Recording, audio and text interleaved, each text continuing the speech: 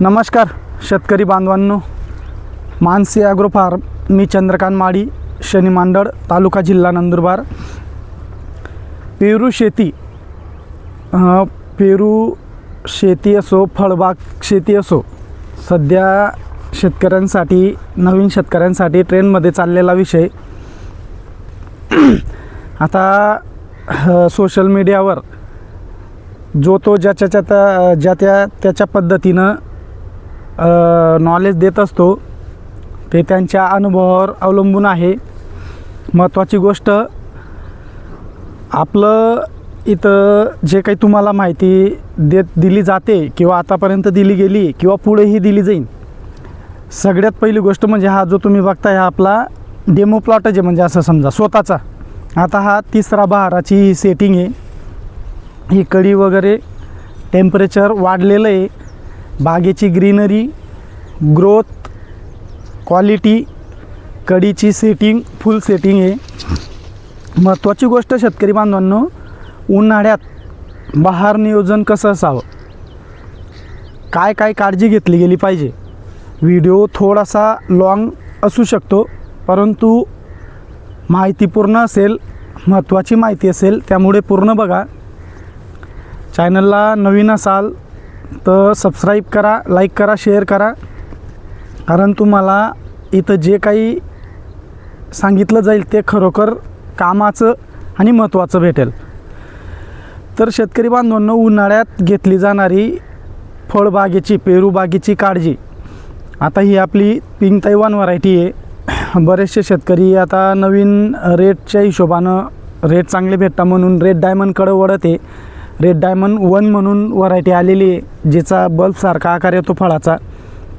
परंतु शेतकरी बांधवांनो, लागवड करताना 4 ठिकाणी तपास करा, विचारपूस करा. आपल्या एरियाचं टेम्परेचर किती जातं, उन्हाळ्यातलं टेम्परेचर किती आहे, वातावरण कसं राहतं, ह्या हिशोबानं व्हरायटीची निवड करा.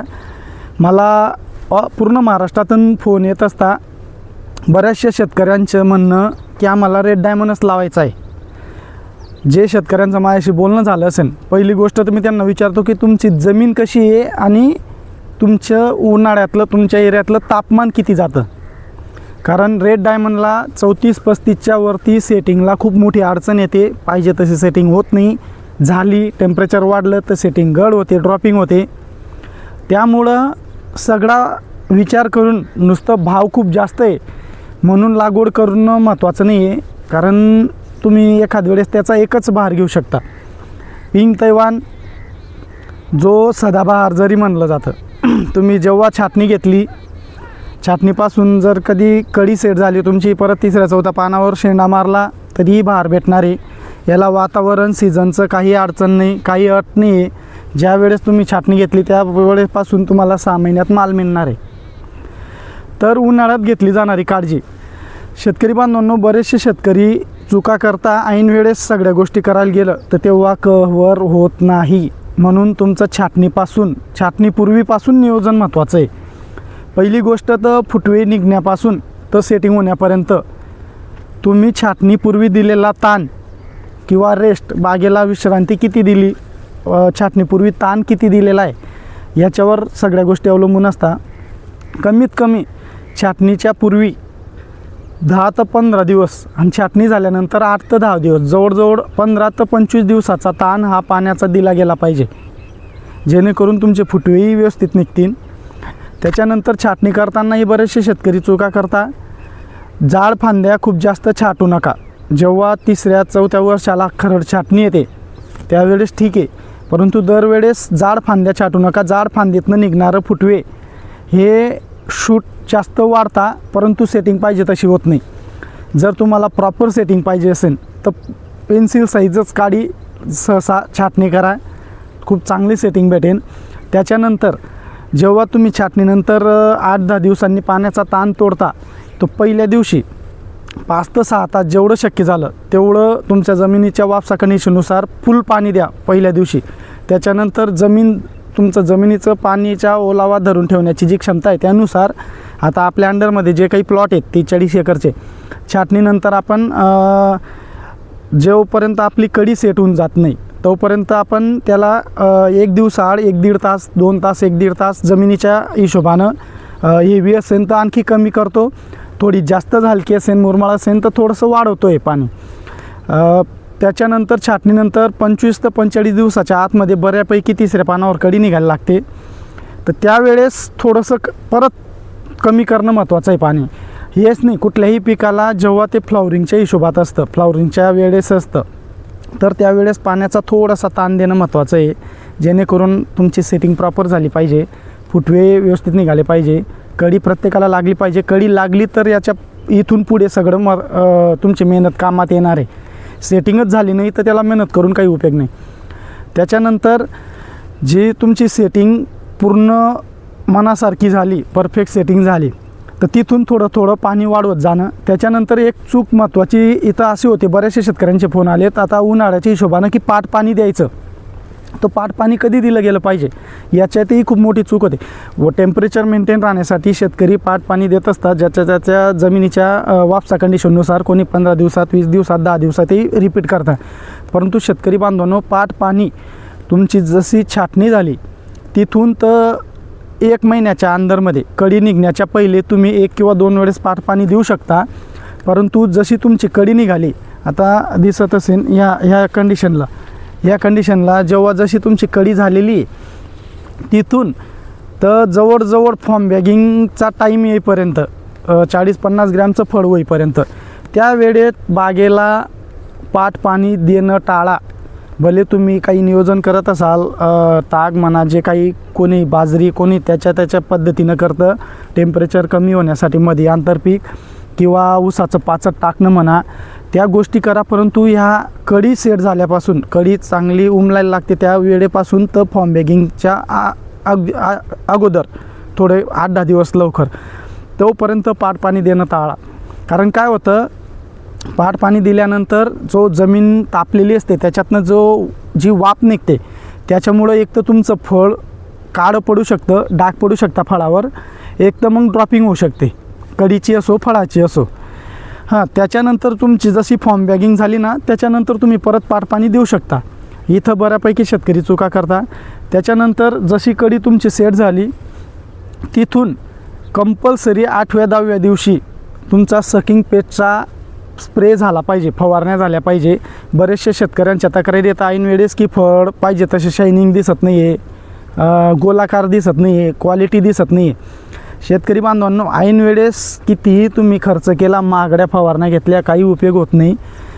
कळी जशी तुमची पॉलिनेशन परागीभवन होऊन फुलातनं फळात रूपांतर व्हायला लागतं, तिथून तर फॉर्म बॅगिंगपर्यंत तुम्हाला खूप सामान्य आहे. तोपर्यंत जर कधी तुम्ही क्वालिटी फळाची सांभाळली, मेंटेन ठेवली, तर तुमचा माल हा 1 नंबर क्वालिटीचा 100% निघणार आहे. तर त्याला काय केलं गेलं पाहिजे, जे तुमचं आळीचे फवारणे आहेत, सकिंग पेस्टचे आहेत, थ्रिप्स, मावा, पांढरी माशीसाठी, या फवारण्या वेळेवर 8-10-12 दिवसाच्या अंतरानं कंटिन्यू वेळेवर घेत राहा. कळी सेट झाल्यापासून तर फॉर्म बॅगिंगपर्यंत तुमचं कॅल्शियम, बोरान हे याच्या 2 ते 3 फवारण्यामधून कमीत कमी झाल्या पाहिजे, जेणेकरून फळ पूर्ण गोल आकाराचं येईन, शायनिंगवालं येईन, रेषा वगैरे येणार नाही फळावर. त्याच्यानंतर सोबत या सकिंग पेस्टच्या फवारण्या घेत असताना चांगले बुरशीनाशक वापरत राहा. तुमचं अँट्राकॉल झालं, नेटिओ झालं, स्कोर झालं, कवच झालं, कॅब्रिओ टाप झालं, पॉलिगन सफायरचं येतं, किंवा ॲमिस्टार टॉप झालं तुमचं. हे असे चांगले बुरशीनाशकं ज्याच्यात तुमचं बॅक्टेरियासाईड जे असलं पाहिजे, फंगसही असलं पाहिजे, फंगीसाईड. आणि बरेचसे बाजारात असे औषधं आहेत, बुरशीनाशकं आहेत, जे बॅक्टेरियालाही काम करता आणि फंगसलाही काम करता, बुरशीलाही आणि बॅक्टेरिया जे येतात जीवाणू, ते दोघांना काम करता. जे फळांवर जे डाग पडता, जे आपण रोग म्हणतो, ठिपके पडता, ते बॅक्टेरियालाही असतात. त्याच्यामुळं दोघं कॉम्बिनेशनमध्ये चांगले बुरशीनाशकं घ्या. त्याच्यानंतर फळबागेत सगळ्यात महत्त्वाची गोष्ट शेतकरी बांधवांनो, हार्मोन्स, ज्याच्यावर आपण जे 5 हार्मोन्स आहेत, हार्मोन्स तसे 6 आहेत, एकाला लिगली मान्यता नाही अजून, 5 हार्मोन्स आहेत. याच्यातही कुठलीही शेती करत असताना हार्मोन्सचं नॉलेज शेतकऱ्याला असणं खूप महत्त्वाचं आहे. कुठलं हार्मोन्स कधी दिलं गेलं पाहिजे त्याचं काम काय आहे, कार्य काय आहे, ते कशात असतं, कुठल्या प्रोडक्टमध्ये असतं, कुठल्या औषधात असतं आणि झाडात त्याचं रूपांतर कशाप्रमाणे होतं, कुठल्या स्टेजला सापडतं झाडात, खालच्या पानांमध्ये दिसतं, वरच्या पानांमध्ये दिसतं, कुठलं हार्मोन्स काय काम करतं आणि कुठल्या स्टेजला कुठलं हार्मोन्स दिलं गेलं पाहिजे. जे काही आता हार्मोन्स म्हणजे तुम्हाला सांगतो, ऑक्झिन 5 हार्मोन्स आहेत. ऑक्झिन, त्याच्यानंतर तुमचं जिब्रेलियन्स, त्याच्यानंतर इथायलिन, सायटोकायनिन आणि ॲब्जिसिक ॲसिड, जे ग्रोथ रिटार्डंटही म्हटलं जातं, जे काही वाढ थांबवणारे आणि फुटवे फळं फुलं काढणारे हार्मोन्स येतात. ज्या वेळेस गरज येते झाडाला, ज्याचे तुमचं लिओसिन येतं, चमत्कार येतं, कल्टर येतं, याच्यात ते दिसतं. तर हे कुठला हार्मोन्स कुठल्या वेळेस स्प्रे केलं गेलं पाहिजे, याच्यावर आपण 5ही हार्मोन्सच्या एक व्हिडिओ 5 टप्प्यात बनवणार आहोत. त्याच्यानंतर 6वं, जे आपण पेरू बागेलाही वापरत असतो, 6BA म्हटलं जातं, बेनॅलायझिल ॲडनाईन, ज्याचं जे कृत्रिम हार्मोन्स आहे मानवनिर्मित, बाकी 5 हे नैसर्गिक आहेत. तर हे सगळे कोणत्या वेळेस कुठलं दिलं गेलं पाहिजे. आता जर तुमचं बागेला फ्लॉवरिंग निघण्याचा टाईम आहे, कळी निघण्याचा, फुलं निघण्याचा टाईम आहे आणि तुम्ही त्यावेळेस वाढचं दिलं गेलं, तर झाडाला एकच संदेश जातो की आपल्याला फुलं कळी काढणं गरजेचं नाही आहे, आपल्याला वाढ करणं महत्त्वाचं आहे, म्हणून तो शूट काढत असतो आणि सेटिंग तुमची कमी होते. म्हणून ह्या गोष्टी खूप महत्त्वाच्या आहेत. हार्मोन्स तुम्ही कधी कुठलं देताय, तर या सगळ्या गोष्टी महत्त्वाच्या आहे शेतकरी बांधवांनो. त्याच्यानंतर जर कोणाला गळीची अडचण येत असेल किंवा अडचण आली नसेल, तरीही बऱ्याचशा शेतकऱ्यांना सांगितलं आहे की प्लॅनोफिक्स 4 ml 20 लिटर पंपाला आणि 25 ग्रॅम बोरॉन याची फवारणी घेत राहा. त्याच्यानंतर मी माझ्या प्लॉटमध्येही माझ्या अंडरमध्ये असलेल्या शेतकऱ्यांनाही लिक्विड फॉर्ममध्ये असो, पावडर फॉर्ममध्ये असो, खालून असो, ड्रीपद्वारे किंवा फवारणीत असो, एक स्प्रे टाळून सिलिकॉन किंवा आर्थोसिलेसिक ॲसिड वापरत असतो, ज्याच्यामुळं झाडात रोगप्रतिकार शक्ती, पानावर जबरदस्त लेअर तयार होते, ट्रेस सहन करण्याची ताकद निर्माण होते. जे वातावरण बदल होतो किंवा जास्त टेम्परेचर झालं, तुमचे एलिमेंट्स मायक्रोन्यूट्रिएंट्स कमी जास्त दिले गेले झाडाला, तर ते ट्रेस सहन करण्याची देखील ताकद निर्माण होते झाडात. म्हणून ते वेळेवर 1-2 फवारण्याच्या आत वापरलं गेलं पाहिजे. आता बरं शॉटही टाकला होता मी.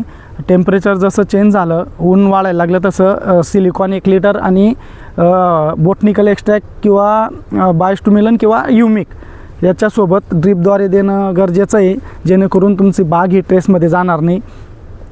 बाकी ज्या काही अडचणी असतील तर कॉलही केला चालेल. बरेचसे शेतकरी प्रश्न विचारत असतात, म्हणून आपल्या बागेची काळजी घ्या शेतकरी बांधवांनो, जेणेकरून नुकसान होणार नाही.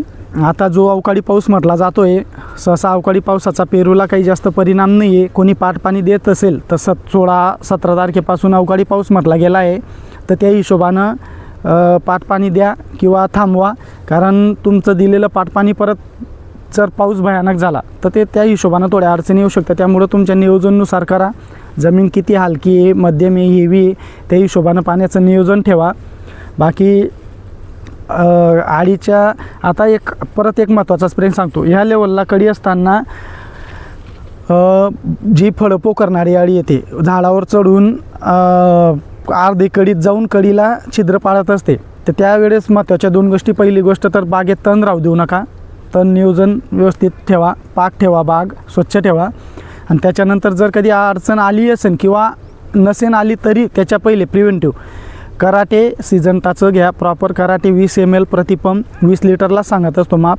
इमामॅक्टिंग सोबत 10 ग्रॅम, जेड 78 30 ग्रॅम याची फवारणी घ्या. तुम्हाला अळीपासून 100% रिझल्ट भेटणार आहे. म्हणून बागेवर लक्ष ठेवा. काही अडचण असल्यास आता नवीन लागवडीही होणार आहेत जूनमध्ये. बरेचसे शेतकरी येऊन भेटून गेले बागेत, बुकिंगही झालेले आहे बाकीच्या.